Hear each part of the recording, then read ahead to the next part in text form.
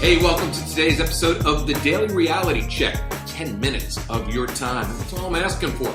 Today we're going to talk about the secret lesson that strippers teach us. Now, women, do not vanish. You're going to learn something here as well, too. Now, my clock is rolling right now. I've got a guy sitting across from me. He's going to be the next great coach in this country. Is he going to be the coach of the Patriots? No, that's Bill Belichick's job. Is he going to be the coach of the Atlanta Falcons? Well, he may be able to help Mr. Quinn get over that Super Bowl loss. He's actually going to be doing my Love Blueprint seminar amongst some other amazing things as well. His name is TJ. And TJ is sitting here in studio right now.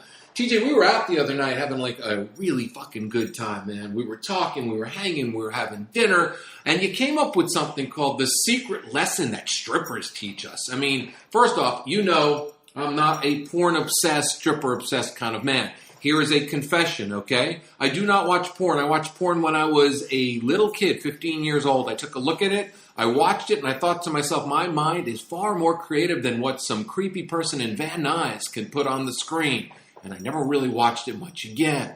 I've created my own porn, thank you to the iPhone 6, 5, 4, 3, and 2, and 1. I've done lots of fun things with FaceTime because my brain and my mind can create anything. As for strippers, well, I'm that guy that basically goes into a strip club and does what? Sits down and has a heart-to-heart conversation with women, but I also watch what they're doing.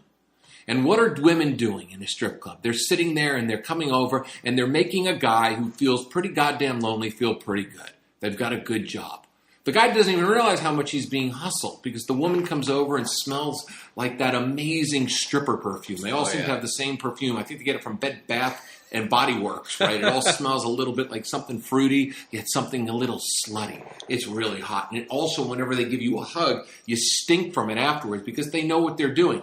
They're literally marking their territory. You're their territory. Your wallet is their game. And they are marking it to do what? To take as much money out of your pocket as they possibly can. To do what? To make money so they can do what? Do enough cocaine so they can keep going all night long and pay their bills. I don't know about the cocaine. Some of them are coke. Maybe some of them. Some of them are coke. But anyway, strippers can teach us something that's absolutely amazing because they literally start doing one thing to you besides marking their scent all over you like an animal in heat. They touch. And they touch the men that have barely been touched. They touch guys so much that these guys don't know what to do. They get intoxicated by the physical feeling of being touched. They lose all sense of reality. The next thing you know, they're going to the ATM machine, paying the high fees of the ATM machine. Not only are they paying $5 to Joe's Strip Club for using the ATM machine, they're also paying $3.50 to their bank as well. But it's worth the $8.50 because then they're handing her dollar bill after dollar bill. Then they're getting a lap dance. Then they're getting whispered in the ear. And they're getting more stripper perfume all over them. And by the end of the night, they blew their paycheck. Why? Because one, we're a touch-starved society. We forget about touch. Two, we're really a touch-starved society.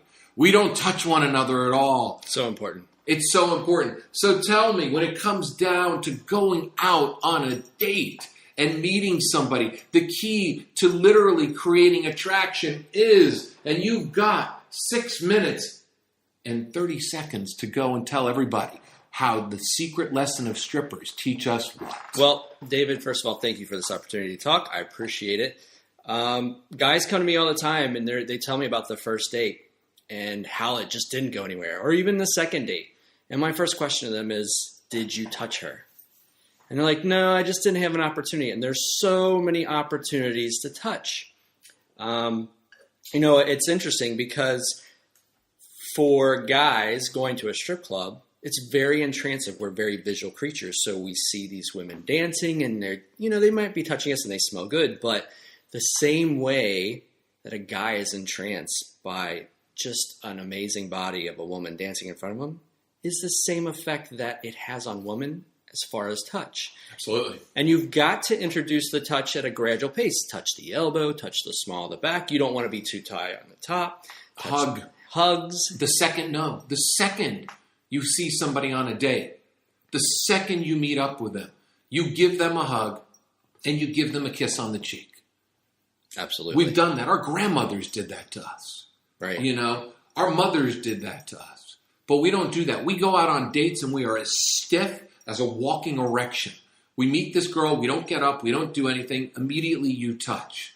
You're 100% correct. Touch is something we all need to do, and it releases something. It immediately gives you an opportunity to feel connected to somebody on a much deeper level than you did before. It also shows a woman, and women, listen, grab a man, give him a big hug as well, because he wants to feel you as well. It gives you that feeling you already know one another, and there's already intimacy between the two of you. So then as the date progresses, then you can do some of the things you were just talking about, because the gradual touching is really important. He who fears touch is going home and touching themselves on a regular basis. Great point. It really is. They're perpetual mind masturbators and physical masturbators because they're not touching somebody. So when a woman goes out on a date with a man and a man is afraid to touch, and I'm talking, like you said, casual touching, putting a hand on her thigh, touching her hand, okay? Or hold her hand. Like, what's just great, you know?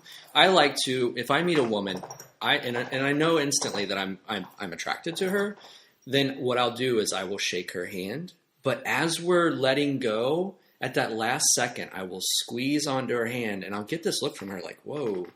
But it tells her that, hey, I like you.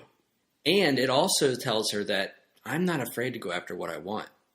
It makes her feel like a woman, and it makes me feel like a man in my masculinity. Well, yeah, and people are afraid to go after what they want. They're afraid of physical touch. We touch our greasy, disgusting phones more than anything else. If you look at the screen of an iPhone, I look at that as the world's biggest petri dish ever. I don't want to touch it. People will look at me, let me show you one of my pictures. And I go, well, show me from a distance because I'm not touching that disgusting germ, disgusting, greasy thing called your phone. We need to reach out and touch someone. That was AT&T's biggest commercial, remember? Reach out and touch somebody. And that's what I think we're lacking nowadays. And that's why a lot of people will leave a date without any physical touch and have a feeling of being in the friend zone or not feeling like they've connected with somebody. Because when you're out on a date, you can't fear why we're there. Why are we there? If I'm a man, I'm a man. I'm not if I'm a man. I know I'm a man. Wait, I'm a woman now. Wait, I'm a man. So I know that I'm a man, right? When I go and I sit across from a woman, okay, if I'm starting to get attracted to her, I'm leaning in. There's another way to touch called the lean in. Get close to them. You know, the other night I was out with somebody and we were talking and we were doing a little bit of podcasting together and we were doing a little bit of brainstorming, creative energy. And we were close to the mic, the two of us. And afterwards, immediately we kissed instantaneously. Why did we kiss instantaneously? Because it was so sensual being close to one another. Sit next to one another. It's not even the physical touching that you can do with your hands. Allow your legs to touch one another while you're sitting next to one another.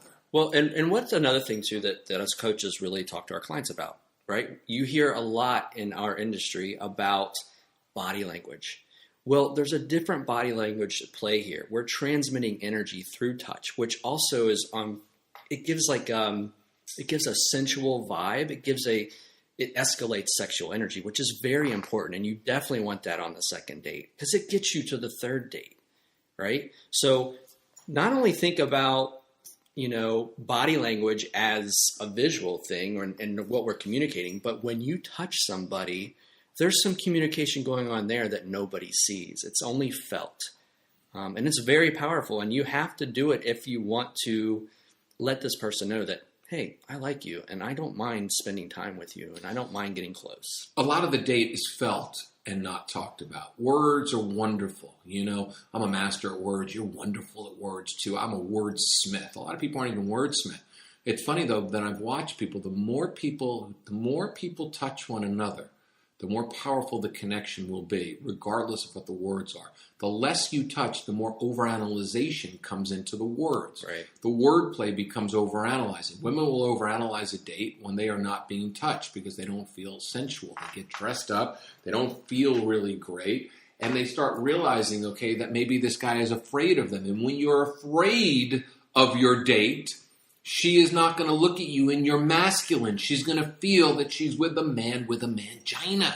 You're going to be in your feminine. And let me tell you something. You don't want to be in your feminine. You don't want to show fear.